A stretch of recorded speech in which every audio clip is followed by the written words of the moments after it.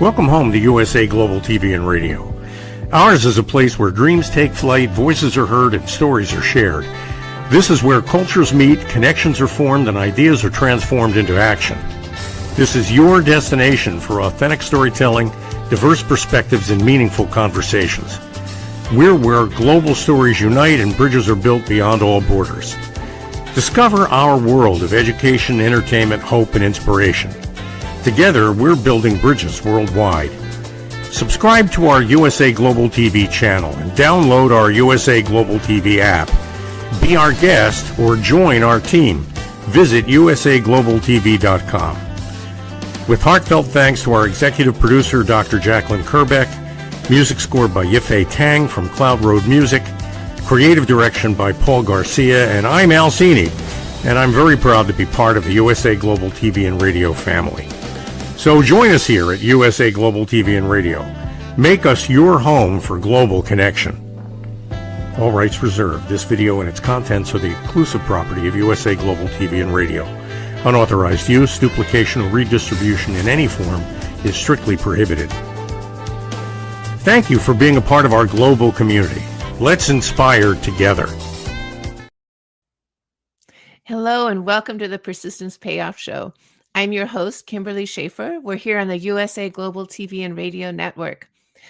I'm on my own lifelong journey with persistence through my own previous career and my personal life.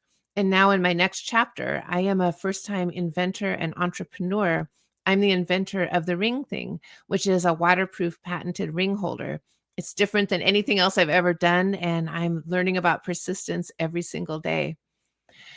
One of the things that I've learned through my own talking with people and also through this show is persistence can take a whole bunch of different forms. And so we can focus on our own persistence and the pursuit of our own goals.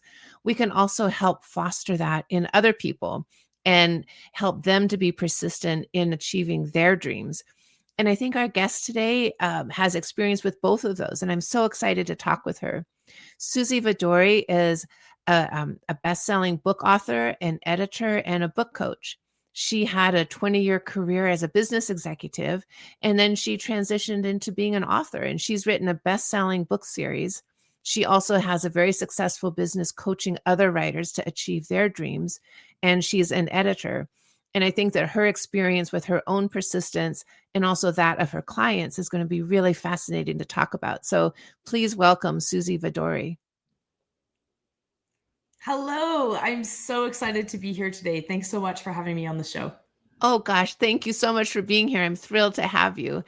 So I'm really curious to go back and just learn a little bit about your own personal journey with persistence. And so I'm really interested to know how you made that transition from being a business executive into being a best-selling author. And can you share with us just what that journey was and what was the impetus for it? Absolutely. And to be honest, it wasn't deliberate. And sometimes the best things are not, right? The best transitions that you make, you have to be open as you go along your journey to what doors are opening for you. So in terms of my own journey with writing, I always knew that I would be a writer one day. I always knew that I would write a book. It was like not something I just wanted to do or bucket list or something like that. It was just like, well, yeah, of course I'll write a book. It was something I loved to do when I was younger, writing, but nobody ever told me that writing could be a job, right? They said, that's nice hobby. You're good at math, you're good at science, go do something else, right? So I actually was, as you mentioned, I was a business executive for about 20 years. I got a business degree. I ended up working on Wall Street.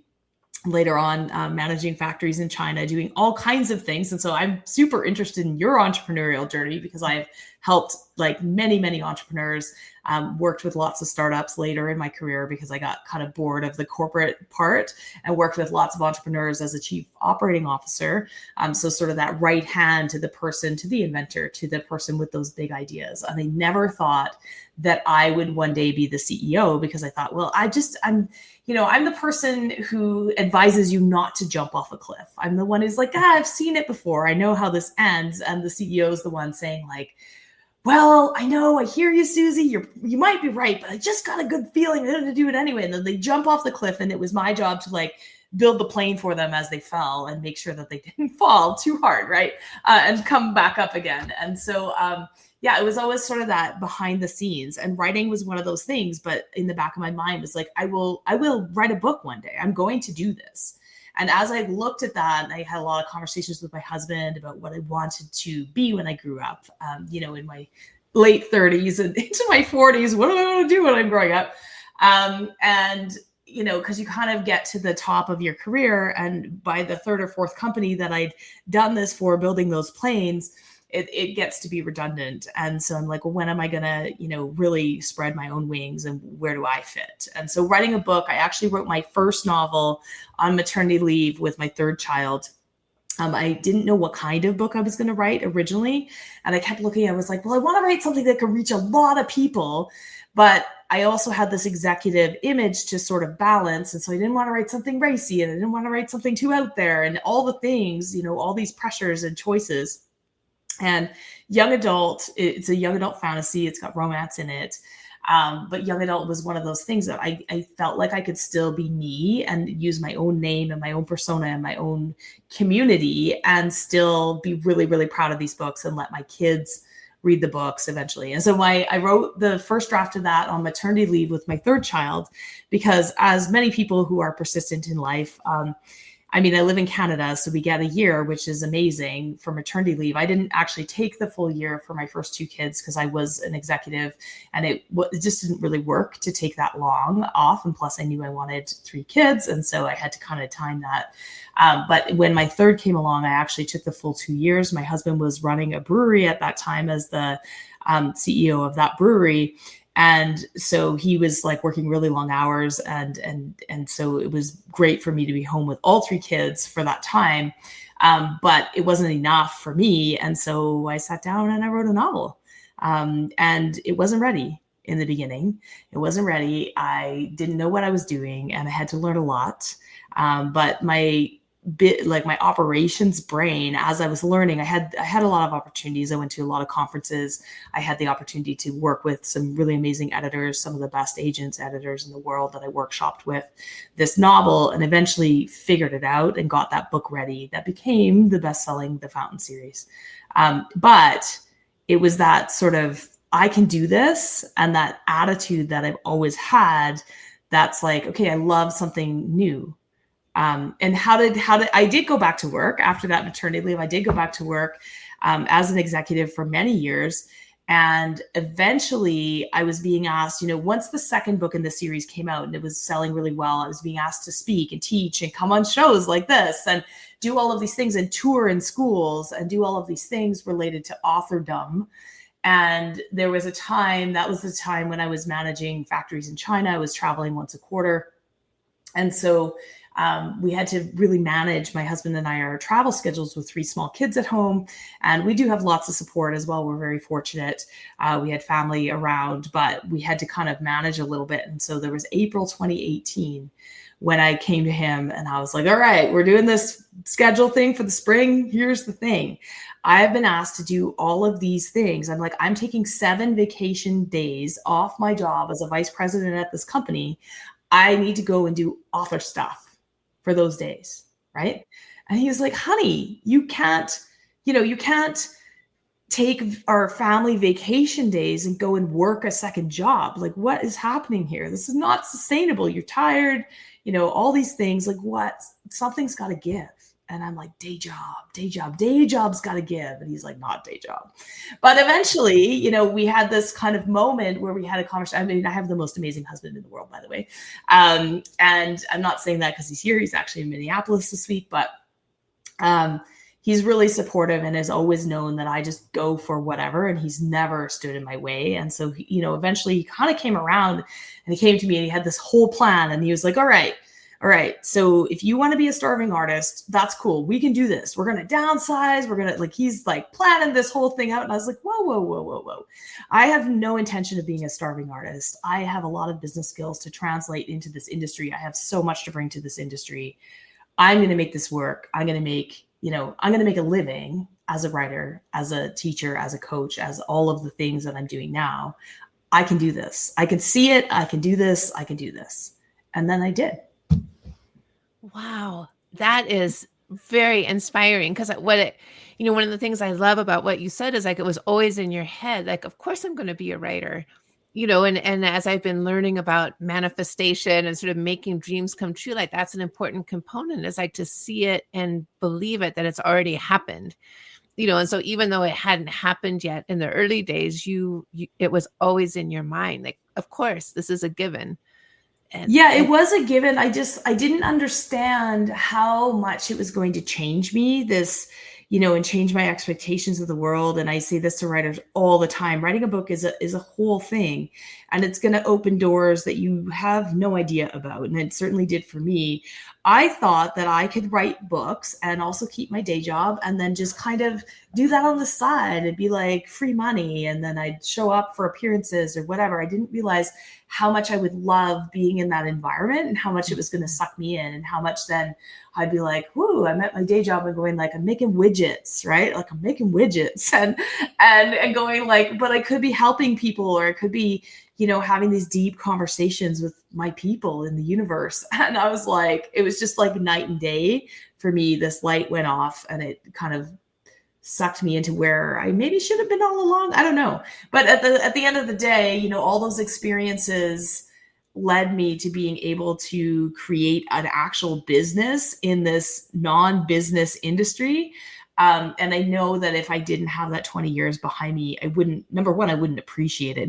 Two, I would have had no idea what I was doing or how to do this, because nobody's sort of trailblazing that in the industry. And so there's not a lot of models out there about how you can be entrepreneurial and still be in the arts. It's uncommon. yes, that is fascinating. Well, and of course, I would love to have a conversation with you offline about widgets because I can always use help with that. Yeah, I mean, it's really cool. part. And there's lots of things to find out. I mean, I say widgets. Yeah. My last role at the company I was making, we were manufacturing like home decor items, but also like nails and screws to hang home decor items. And so, they were really intricate and really cool at the time. But now I'm like, okay, but I'm doing something very different now. It's like night and day. Yeah. Yes.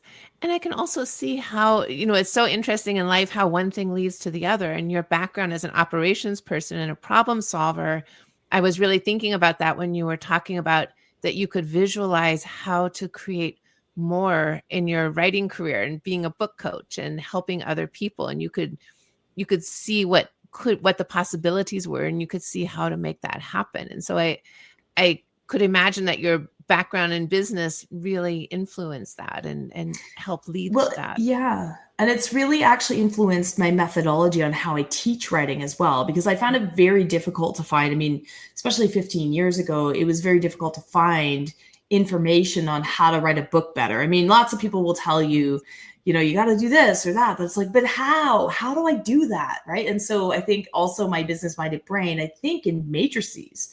And so for me, I would learn something and I'd be like, oh, these 5 people said this, but they're all really meaning this. And then I go back to them and be like, do you mean this? And they're like, well, that's a weird way to think about it. But yeah, absolutely. And so I actually created these little building blocks, which is what I now teach, which is for people coming from outside the industry. How do you understand, without taking an MFA, without spending, 10 years reading the classics and trying to figure out theme and all of the things, what are the things you can do? Like, what is your story about? And how can you physically put it on the page in a way that a reader's going to get, right? So that's been a lot of fun. Still working on a lot of it. But to break it down in that way is really different. And I know that that's sort of my unique perspective that's allowed me to figure that piece out. And it really works, because writers are like, oh my gosh, I've been trying to figure this out for 10 years and now I finally get it. And then they're getting a very different response when they put their writing in front of readers. So it's been a lot of fun to do that. Wow, that is fascinating. And do you do most of your teaching, is it online, or do you run in-person workshops, or a combination of both? Yeah, a combination of both. I mean, certainly for students, like I still tour in schools periodically and do that sort of thing, is all in person. I don't prefer to do that online. A lot of it went online in 2020. And, speaking of persistence, when you're an entrepreneur, you have to just continually pivot. And so I'm always open. So before the pandemic, I was making a full-time living speaking and teaching, mostly in person and doing events. And so at events, I was able to sell my books and I was able to speak with people and I was able to get paid to speak and all of those things. And, in March of 2020, when everything all went down, I was fully booked as a speaker 6 months in advance. And I was like, wow, that was pretty fast, a year and a half in, after pitching events. And now it was kind of like events would come back and be like, come back this year and come back again, you have to get in the first time, figure out where do I want to be. So that was really awesome. And then all of a sudden it all disappeared. Right. And it all disappeared overnight, like all of these in-person gigs. And some of it went online. Although, if I could make, let's say $1,000 to be there in person selling books and getting paid to speak, then they would have a 1 hour thing online. You'd get paid $100 to do the same thing. And it wasn't as fun. Right. And so there was all these things happening where these events were kind of popping back up, but they weren't really what I wanted to do. I wasn't getting that same level of energy. My superpower as a writer is very unusual to be so extroverted. And so when other people are getting their batteries drained when they're doing this stuff, I'm like ramping up when I'm with other people. And so, so that was really hard. But I had this other little corner of things that was growing, which was this editing and book coaching piece, which people were just asking me to do and I was not pursuing.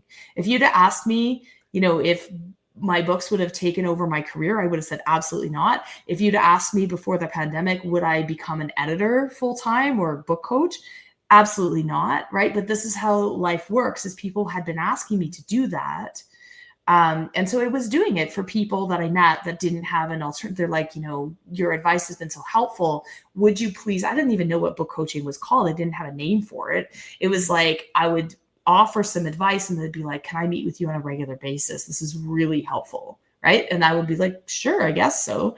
Right. So I had this little one line on the bottom of my website that said, I also do writing coaching. Contact me if you're interested. Like that was it. And people would do it, but not very many people. And then that's when I started thinking, well, how can I help? Like, I know that I have this skill set and people are asking me to do it. I can no longer do these events. And so I went that year in 2020 and I pursued, which I was aware of, but I didn't think I needed or wanted. I pursued my book coaching certification with Author Accelerator out of the States. And that's where it all kind of came clear to me. I already knew what I was teaching, right? And then picked up some other methodology and confirmed that what I was teaching was indeed, bleeding edge stuff, right? The right things, and put it in different contexts.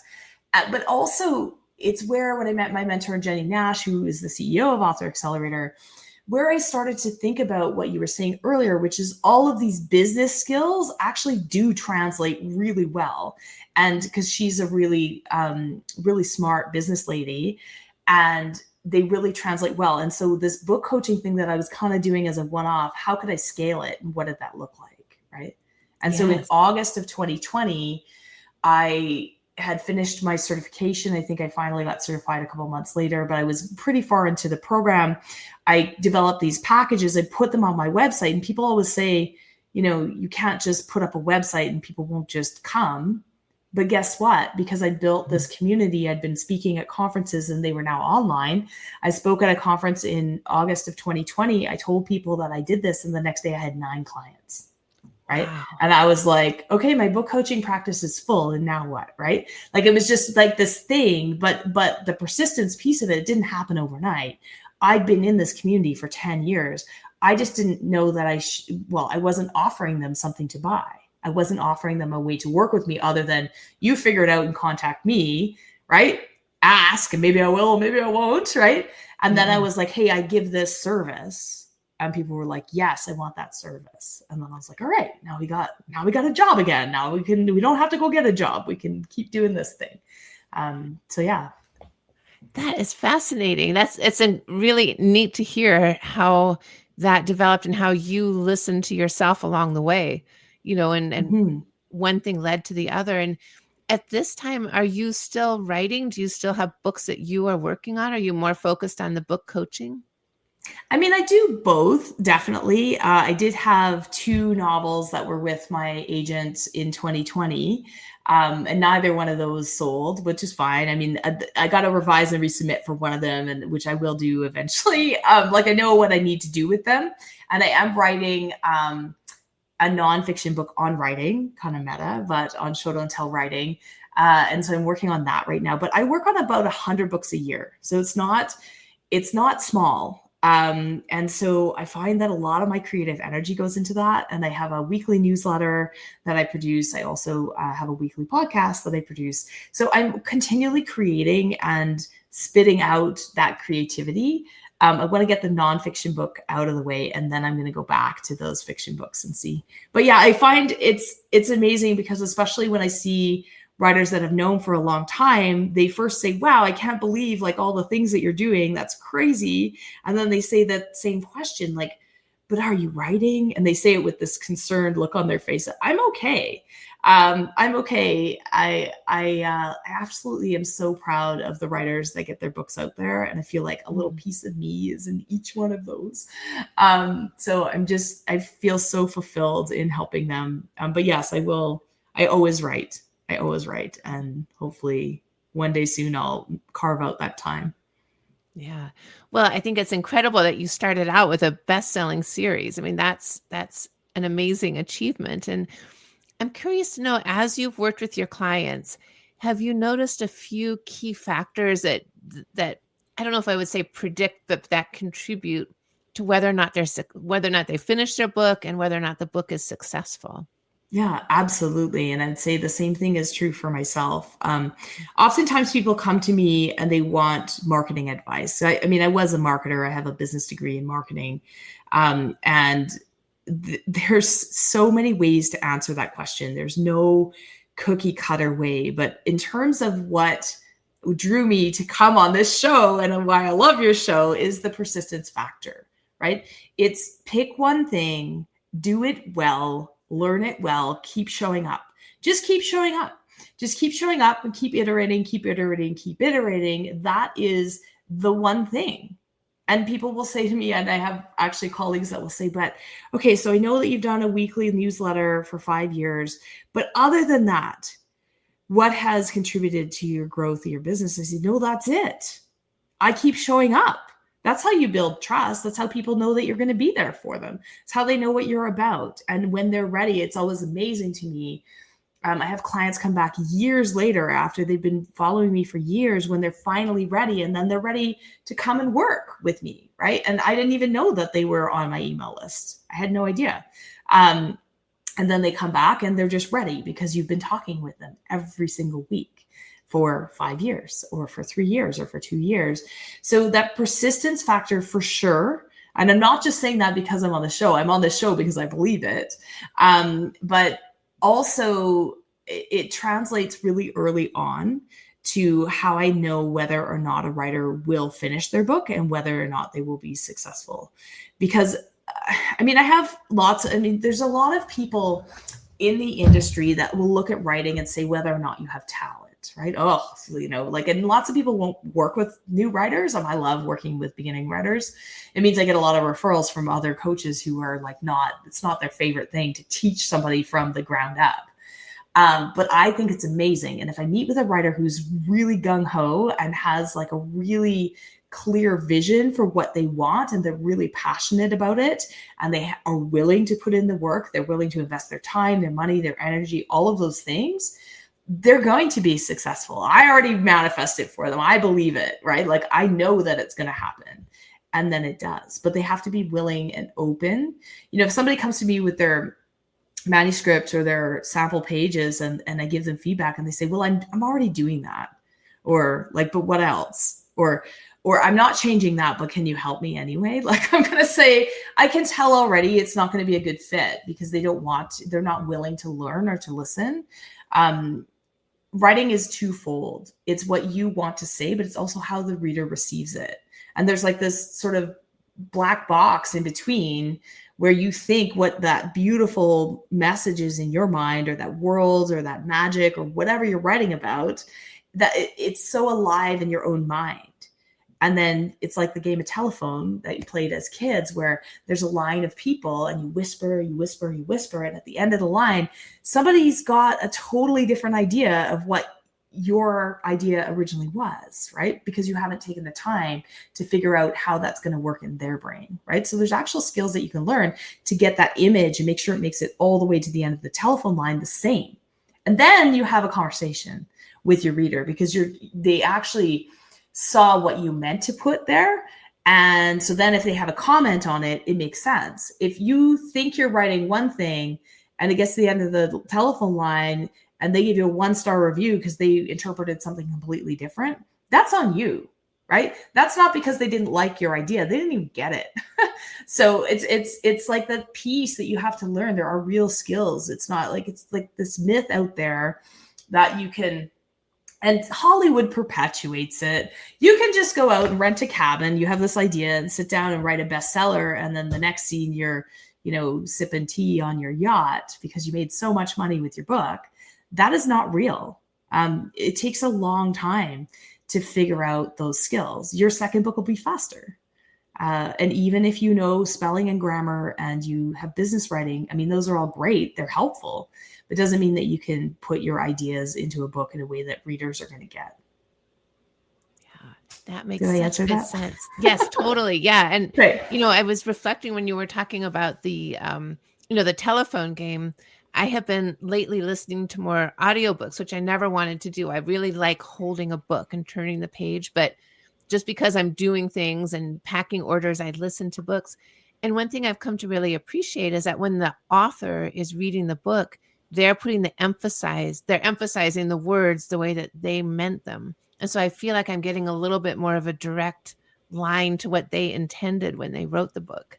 And I was thinking about that with the telephone, because if I'm just reading it off the page, it's going through that telephone line of my filter, of what I would emphasize. And so it's a very interesting process. Yeah, I actually love audiobooks now. And the main reason I do audiobooks is because as an editor, I read books all day long. And so the last thing I want to do when my husband, takes out his thriller that he's going to read and he curls up in bed reading it and he's like, we should read. And I'm like, I don't want to read. That's what I did all day.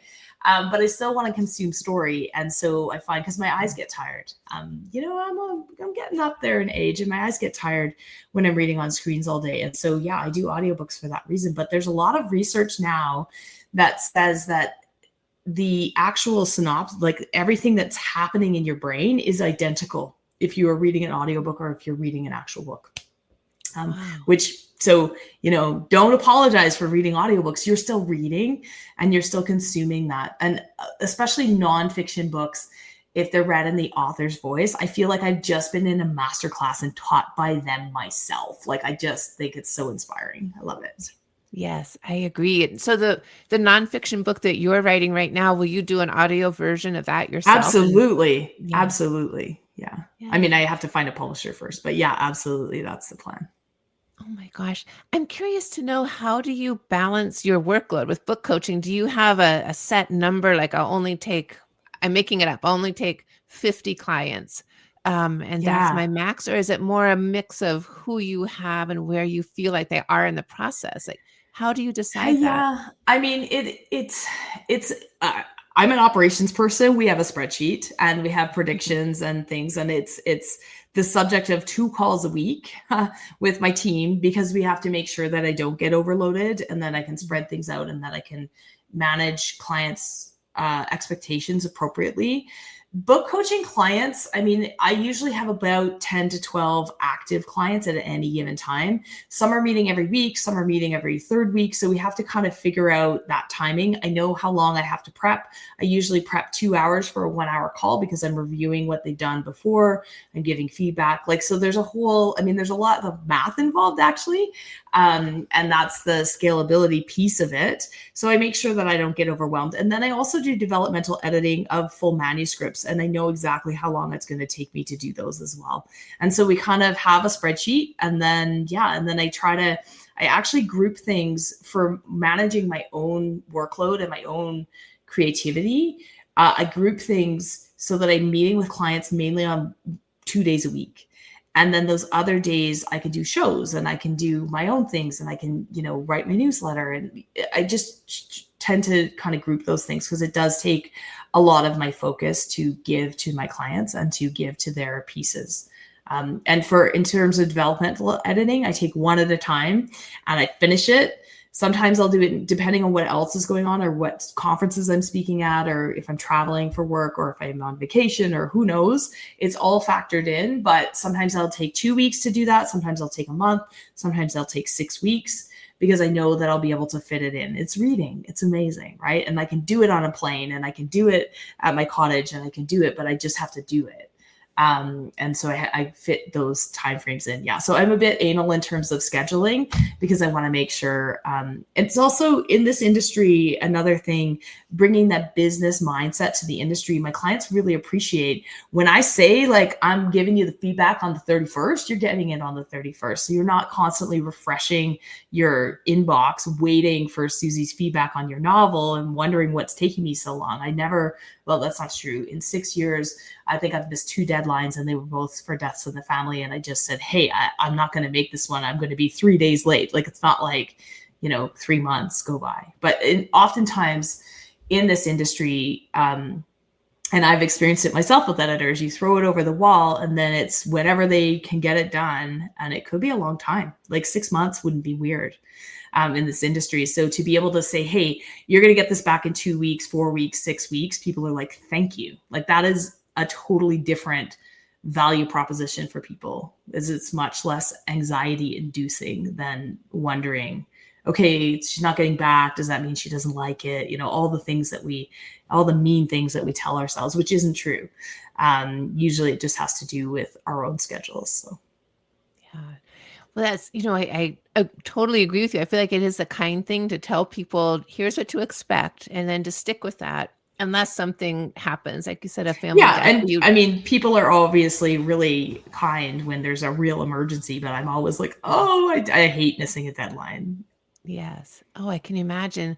I'm curious to know through this process. So you've had the quality of persistence for a long time, through your business career, and as you transition into this, as you've learned more about yourself and what you've learned through your clients, do you feel like that quality within you has changed at all, or is it the same? Is there? Sorry, go ahead. Sorry, no, go ahead. No, I was just wondering if you feel like it's the same or if something has changed over time. I mean, it's definitely contributed to my success. I know at some level I can be really intense, and maybe that's not, great for your own quality of life. So I think at this stage in my life, I'm actually trying to temper that continuously. And part of a business mastermind of international women who are working, like, who have online businesses, which is a really cool space. And one of the things that they find, that they're always on me about is that persistence, because I celebrate it and it's great, but at the same time it's also a detriment because you're always choosing that over something else and you're always on to the next. And so at this point in my life, I turned 50 this year. There needs to be space for other things as well, and especially when you're in a creative space. And I think getting to work on your business and sort of pulling away from it a little bit, and that not feeling like you have to continuously be busy or continuously be doing that low level work or that very detailed work to feel your own worth. That's something I'm working on. I'll share that. Yeah. Well, I can imagine that's probably a lifelong journey, because things, and I'm, first of all, congratulations on turning 50. That's wonderful. So I try to embrace it. My grandmother turned 100 the same month. So I try to look at it like I'm always I'm not even a glass half full person. I'm a glasses full person. Like, it's just how I view the world. The world is your oyster. Go out and get it. Right. But so I'm like, I got 50 more years. Now, what am I going to do? Right. Like, I just view it as a blank slate. So. It's wonderful. Yes. It's just looking at it as a whole new, you still have a long run in front of you, which is great. I'm 65. And so I think of the same thing about myself. It's like, okay, I still have time, can still do some things. And so I never would have guessed that. I never would have guessed that. Thank you. I appreciate fantastic at any age. Yeah, thank you. I appreciate it, but it's exciting. It's like life is never dull, that's for sure. And, Yeah, um, see, and starting a show and all the things that you're doing, it's amazing. yeah, I just, and that's, I think one of the things about my own persistence that I've learned is just like keep going, don't give up. And I think as women, we don't have to say I'm of this age, and so it's time to stop. We can always keep developing ourselves. And Absolutely. uh, I'm curious, with the nonfiction book that you're writing, is Yeah. that something that embodies your book coaching philosophy, or can you tell us a little bit about the content of that? Absolutely. So I mean, the working title is Show Don't Tell Writing. So it'll be about a specific technique, but I teach it in a very different way. So yes, it embodies a lot of the lessons that I've developed over the years through book coaching. I also have online courses. And so I just find that when I talk to people, and it's like those aha moments. So I'm sharing some of those building blocks of writing on a very specific topic, but in a really different way. So I'm really excited about that. Yes. Oh, I'm excited to read it. I'm going to read that. So, as Absolutely. yeah, thank you. We're almost at the end of our time, and this has flown by. I'm so enjoying talking with you. And I'd like to ask you if you can let our audience know how they can connect with you. How can people find you? How can they find find your books? Absolutely. The best place is just on my website, suzyvadori.com, which is SUZYVADORI. I spell it because it's a hard name to remember how to spell. .com. And on my website, there's links to how you can work with me. Again, everything is totally upfront. All of my packages are there, all of my pricing, and also all of the courses, my books, everything about me is there. You can also find my podcast. So. All right, super. All right, gosh, thank you. Well, thank you, Suzy. Thank you so much for being here. And I'm so inspired by talking with you and hearing about what you're doing. And I look forward to seeing what comes next.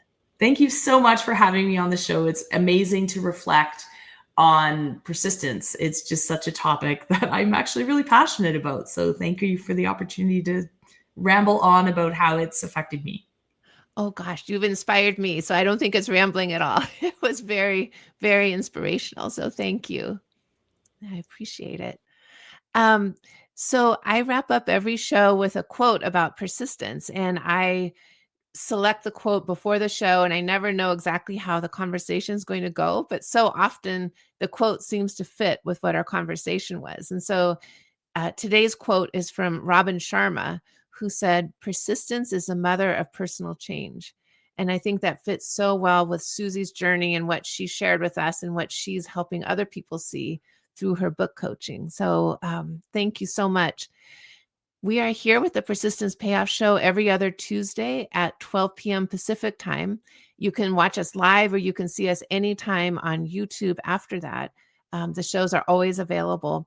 And if you'd like to contact me, please don't hesitate to reach out. You can contact me through my website, which is ringthing.com. My email is kimberly@ringthing.com. And I would love to hear from you about any ideas about guests, any feedback, any questions or comments, or anything you'd like to share. Please don't hesitate to reach out. Thank you so much, and we look forward to seeing you next time. Thank you, viewers and listeners of USA Global TV and Radio, for joining us today. We're honoured to have your time and attention as part of our global community. At USA Global TV and Radio, we believe in the power of authentic conversations, meaningful connections, and creating a world of possibilities together. Want to be part of something bigger? Join our team of elevated listeners at usaglobaltv.com, a space where your voice matters and your ability to listen transforms relationships. Stay connected with us across all our platforms for thought-provoking discussions, expert insights, and empowering stories. Subscribe to our channels at youtube.com/c/USA Global TV. Follow us on social media and explore the endless opportunities we're creating for growth, learning, and inspiration. Together, we're not just broadcasting. We're building bridges and changing lives, one conversation at a time. For inquiries, contact us at info@usaglobaltv.com. Music by Johnny Dies. produced by executive producer and director Dr. Jacqueline Kerbeck. Voiceover by Mike Porter. Creative direction by Paul Garcia. All rights reserved. Copyright 2025. Visit usaglobaltv.com to view our full terms and conditions.